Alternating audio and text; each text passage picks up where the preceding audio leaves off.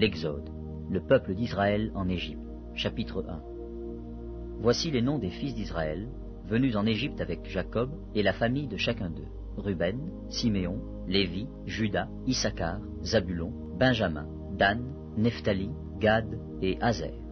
Les personnes issues de Jacob étaient au nombre de 70 en tout. Joseph était alors en Égypte. Joseph mourut, ainsi que tous ses frères et toute cette génération-là. Les enfants d'Israël furent féconds et multiplièrent, ils s'accrurent et devinrent de plus en plus puissants, et le pays en fut rempli. Il s'éleva sur l'Égypte un nouveau roi, qui n'avait point connu Joseph.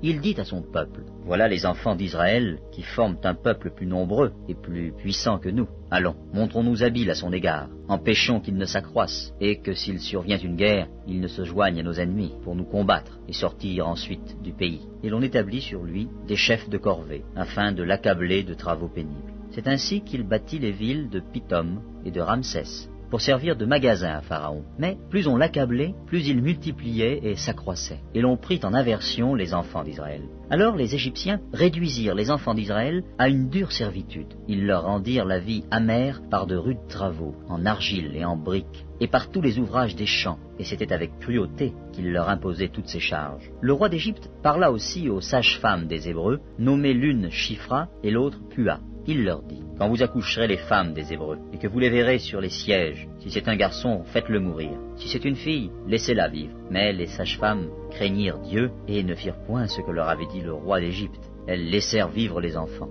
Le roi d'Égypte appela les sages-femmes et leur dit, « Pourquoi avez-vous agi ainsi, et avez-vous laissé vivre les enfants ?» Les sages-femmes répondirent à Pharaon, « C'est que les femmes des Hébreux ne sont pas comme les Égyptiennes. Elles sont vigoureuses et accouchent avant l'arrivée de la sage-femme. » Dieu fit du bien aux sages-femmes, et le peuple multiplia et devint très nombreux. Parce que les sages-femmes avaient eu la crainte de Dieu, Dieu fit prospérer leur maison. Alors Pharaon donna cet ordre à tout son peuple. « Vous jetterez dans le fleuve tout garçon qui naîtra, et vous laisserez vivre toutes les filles.